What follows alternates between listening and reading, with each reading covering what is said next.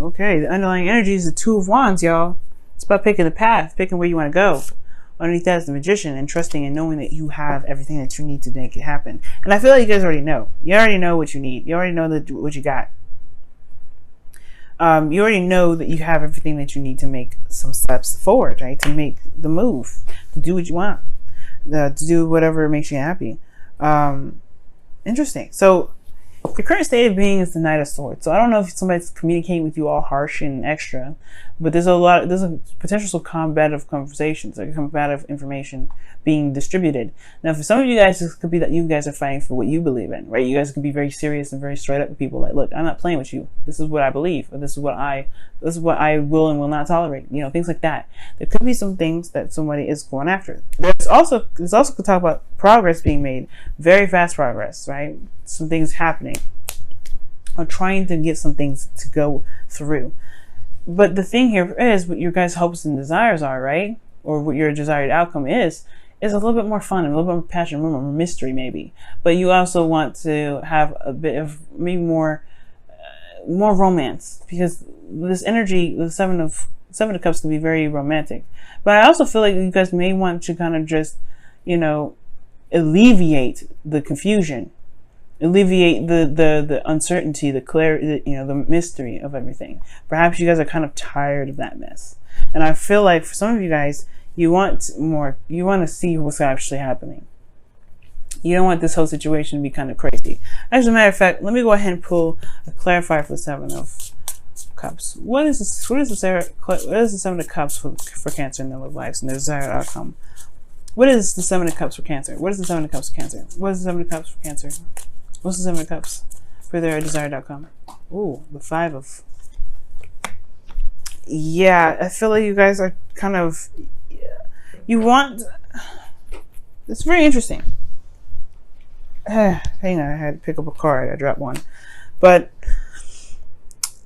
the Five of Cups indicates kind of, obviously mourning, because this person's lost something very precious to them, something from the past that meant something very dear to them. Of course, they have to honor their emotions, right? But it's the part that they believe that they can't have anything better than this that keeps them from being able to but to, be able to have what they want, have something even probably better than the first thing. And that person potentially does end up living in the past, because all they can think about is what they've lost. So the thing here is there may be a romanticizing of the past here.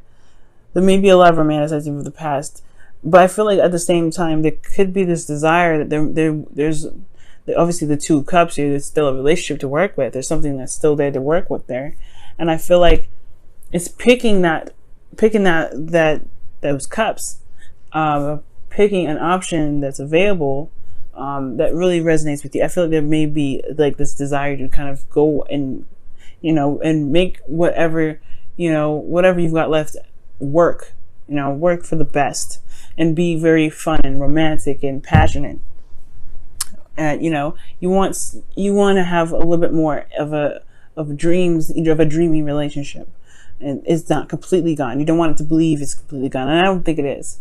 But the thing is, it's keeping the situation from being able to be romantic, or there's a lot of focusing on the past and romanticizing of the past, and the only thing that can be wonderful and great is in the past. The reason why there isn't really the ability to shift the focus and to be able to just pick the Two Cups and be able to make something out of the cups that you have left is potentially because there isn't a lot of things that are let go from the past. There's something here that's keeping you from being able to release the past, so that way there is space for something new to come in. So there is this new dreamy romance, and there's some sort of this exciting sort of like passionate energy that comes through, right? You want something like that, perhaps.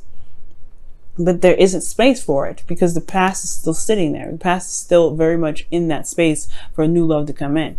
And the reason why is because of the devil. Now, the devil can come up for obsessiveness, right? And it can come up for a number of reasons. But how I'm seeing it here is more of that you feel like there is, you're trapped in a situation where you have the perfect connection, you have the perfect relationship, and there's nothing that can get better from this. It can't get better. For some of you guys, it feels like you guys are just truly trapped and disempowered. Like you're powerless in a situation. You guys may even feel bound and, bound to something, bound to the past. Like you can't help but, cling to it because that's just the only thing that makes you feel safe. And that's not the case, right?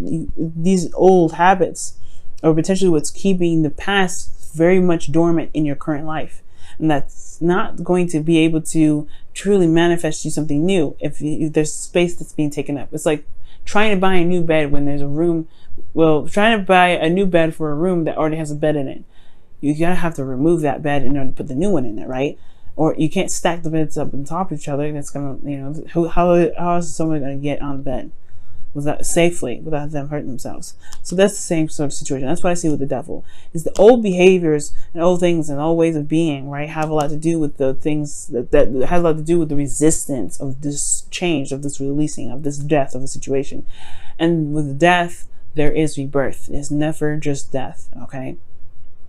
Now, the advice to kind of help you guys to get what your desired outcome is, right, to be able to have a romantic relationship, maybe not as the same as the past, but something something even better potentially, right, is the high priestess.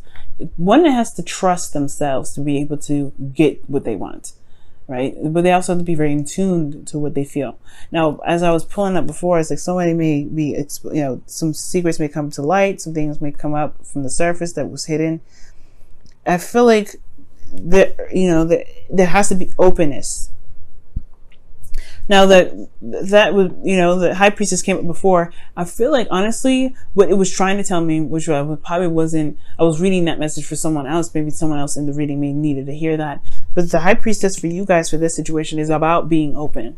It's about allowing things to come to you and not clinging to the past and not clinging to things that are, that are no longer, that are no longer there. It doesn't mean it will never happen again, but it's going to require patience for it to come back in. It's going to require healing and loving within yourself, for the things that you're feeling. So for there to be the release that's needed and for things to come in. That there's trust and fundamental of that, trusting that it will come back, trusting that something amazing will come in. And you guys have the magician underneath here. You have everything that you need. You have everything that is necessary to manifest what you want. You have the tools, you have the knowledge, you have yourself. The confidence is there, but picking the direction in which to go, that's the doing part, and that's something that is definitely it's going to require trusting yourself to be able to execute. Because how you guys are feeling is the Six of Cups. Now, I already seen this, and I knew that there was something regarding the past and holding on to it potentially that was coming up, but I wanted to see why the Seven of Cups itself is coming up in here. And I feel like you guys want romance just like from the past. You guys want to feel like you're in that relationship again, or something very similar, that innocent new love, that connection that was just profound. And I feel like the reason why you can't let it go is because this connection was so profound. This connection was so deep and so intense. It was so powerful. It's hard to even imagine being with someone else with the same stuff and having the same emotions and the feelings about it. But the thing is, guys, it can. You have to be open to it. And the Six of Cups is telling me that you guys are still living in the past. You guys still feel that connection because it's profound. It echoes through you for ages and eons. It will forever, probably. It'll be the best thing you've ever felt in your entire life. But it's not the only thing that you'll ever feel. It's not the last. It's only the beginning, because these two, this is their first love. This is their first time ever getting together. This is their first time ever feeling anything for someone, right? This cooties, they're children in this card, right? So this is their first time being okay with allowing themselves to be vulnerable with one another. But this is not the only time that they'll ever be vulnerable. This is their first time, but it will never be their last. Then that's the thing. This will never be the last. To believe that as so, you are holding on to something that will potentially keep you from be able to manifest something new. And you deserve that. You deserve happiness. You deserve romance. You deserve to be in a beautiful relationship, right? That's what correct me if I'm wrong, right? But it's going to require you to trust that it will come to you again. It's going to require you guys to trust that. Hopes and fears, the Queen of Cups. She knows what's in her cup. She knows how she feels. She's very much aware. And you guys want to be in love. That's your hopes and fears. You want to feel want to feel so deeply in love with someone. You want someone to love you back. You want to feel that connection again. You want to feel something deep and profound. Something that rocks you to your absolute core. That's your hopes and fears. And I feel like you guys will. Because the Six of Wands is in your outcome. You guys are not the same Cancer from last year. You have a lot more experience. You guys have, are very much aware of the situation around you.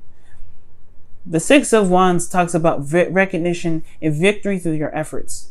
And the effort that is talking about here, I feel, is about the internal journey. The internal journey in regarding to making peace with what has lost, but knowing that it will never be the last.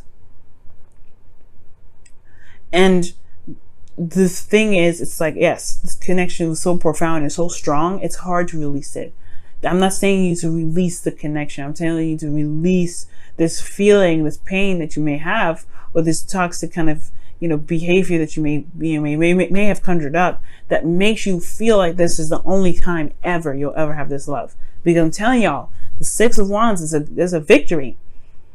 You'll be recognized, you'll be seen. That's a really good step. You free yourself from being feeling trapped in a situation that you believe will never happen again. Trust me, Cancer. Trust me. Let's go ahead and see what's going on with your wisdom of the Oracle. Okay.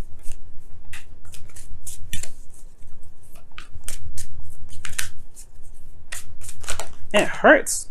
Yes, this person was a soulmate. This is a soulmate. This person was a soulmate, and they've touched you so deeply. They've really entered your life, and they made such an intense impact. How can you forget them? It's not about forgetting. I promise you, it's not. It's not forgetting them at all. Not in the slightest. But it is releasing this feeling of not being able to ever find something like that again.